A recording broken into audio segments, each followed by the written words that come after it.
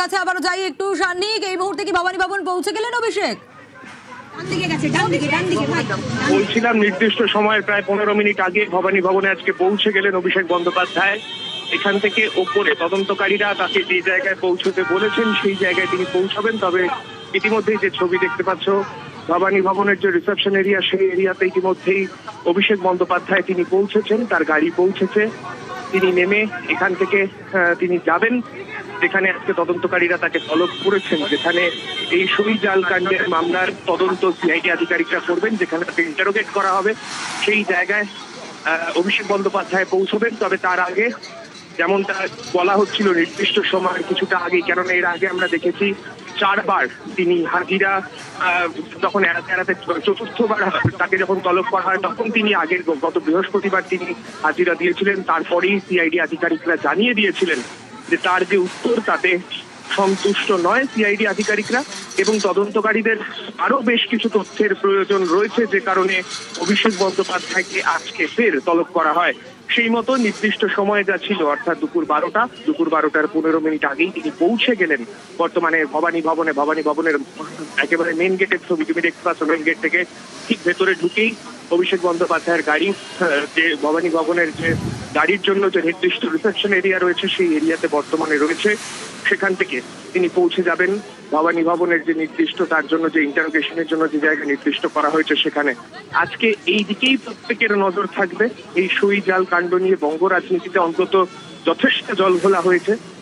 পশ্চিমবঙ্গে বিরোধী শিবির কারা হবে সেই প্রশ্নের উত্তর অন্তত এই উত্তরের উপর অনেকটা নির্ভর করছিল, এবং সেই পরিস্থিতিতে দাঁড়িয়ে অভিষেক বন্দ্যোপাধ্যায়ের এই উত্তর, আজকে তিনি কি উত্তর দেন তদন্তকারীদের, সেই গোটা বিষয়টা কিন্তু আজকে অনেকটাই নির্ভর করছে।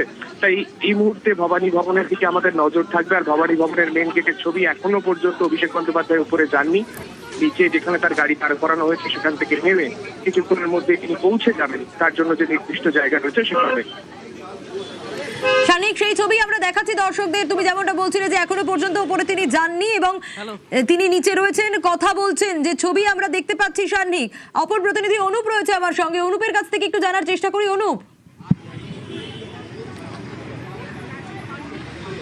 দেখো এই মুহূর্তে অভিষেক বন্দ্যোপাধ্যায় তিনি ভবানী ভবনে এসে পৌঁছলেন এবং রেজিস্টার বুক সেখানে কিন্তু সাইন করলেন, এবং এখান থেকে তিনি ভবানী ভবনের ভিতরে যাবেন এবং তারপরে তাকে আজকে জিজ্ঞাসাবাদ করা হবে। এই নিয়ে দ্বিতীয়বার তাকে আজকে নোটিশ করা হয়েছে এবং তিনি দ্বিতীয়বার হাজিরা দিলেন।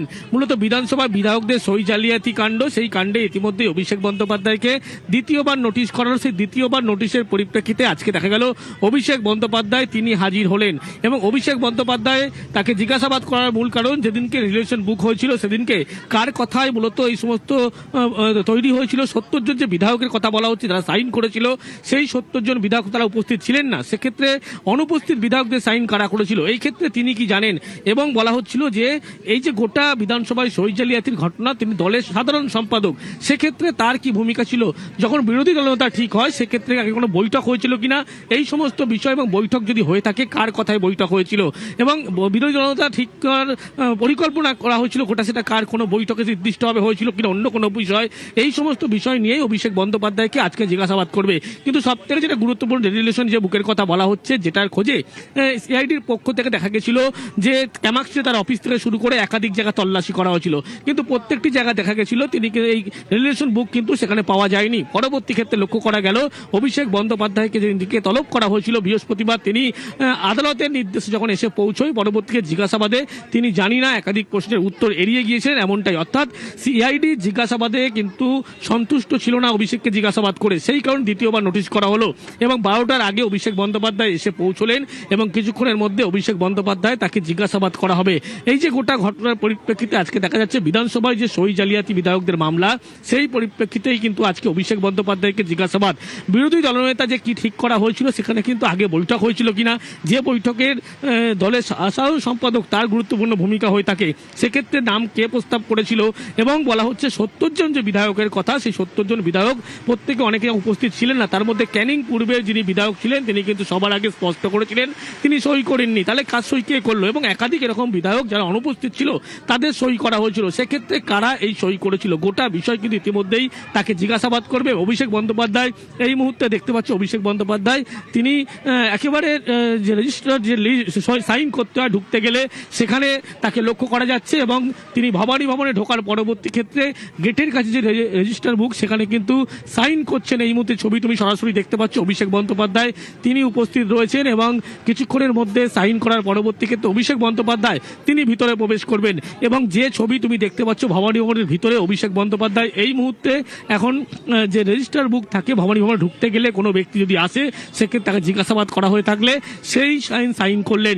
এবং এই মুহূর্তে অভিষেক বন্দ্যোপাধ্যায় সাইন করার পরবর্তী ক্ষেত্রে পায়ে হেঁটে ভবানী ভবনে কিন্তু তিনি ভিতরে প্রবেশ করছেন, যেখানে সিটের পক্ষ থেকে ডিআইজি পদমর্যাদার আধিকারিক তাকে জিজ্ঞাসাবাদ করবে।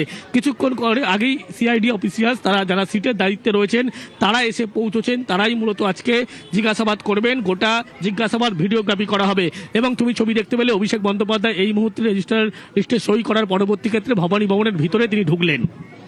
বেশ অনুপ, অবশ্যই আমাদের নজর থাকবে। আমরা দেখছি এই মুহূর্তে গত বৃহস্পতিবার দেখেছিলাম আমরা হাইকোর্টের নির্দেশে বিচারপতি কৌশিক চন্দ্রের নির্দেশে একেবারে 6টার মধ্যে হাজিরা দেওয়ার কথা ছিল। 5:50 অভিষেক বন্দ্যোপাধ্যায় পৌঁছে গিয়েছিলেন ভবানী ভবনে। 5.5 ঘন্টা জেরার সম্মুখীন হয়েছিলেন, কিন্তু সন্তুষ্ট নন সিআইডি আধিকারিকরা।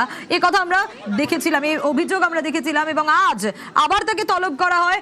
আজ ইতিমধ্যেই 12টার ঠিক আগে মানে 15 মিনিট আগেই পৌঁছে গেছেন। 11:45 নাগাদ অভিষেক বন্দ্যোপাধ্যায় ভবানী ভবনে পৌঁছলেন, রেজিস্টারে সই করলেন এবং তারপর ধীরে ধীরে তিনি ওপরের দিকে গেলেন যেখানে তার সঙ্গে কথা হবে সিআইডি আধিকারিকদের, যেখানে জেরার সম্ভাবনা। সেই সময়কার ছবি দেখাচ্ছি, কিছুক্ষণ আগের ছবি যখন অভিষেক বন্দ্যোপাধ্যায় ভবানী ভবন পৌঁছলেন এবং যে ছবি আপনাদের দেখাচ্ছি ভবানী ভবনে পৌঁছলেন অভিষেক বন্দ্যোপাধ্যায়, নিচে রেজিস্টারে সাইন করলেন, কথা বললেন এবং তারপর সই জাল তদন্তের জিজ্ঞাসাবাদের জন্য সিআইডির জিজ্ঞাসাবাদের মুখোমুখি হওয়ার জন্য অভিষেক বন্দ্যোপাধ্যায় প্রস্তুত। 12টায় তাকে হাজিরা দেওয়ার কথা বলা হয়েছিল, কিন্তু 12টার 15 মিনিট আগেই অভিষেক বন্দ্যোপাধ্যায় পৌঁছে গেলেন ভবানী ভবনে।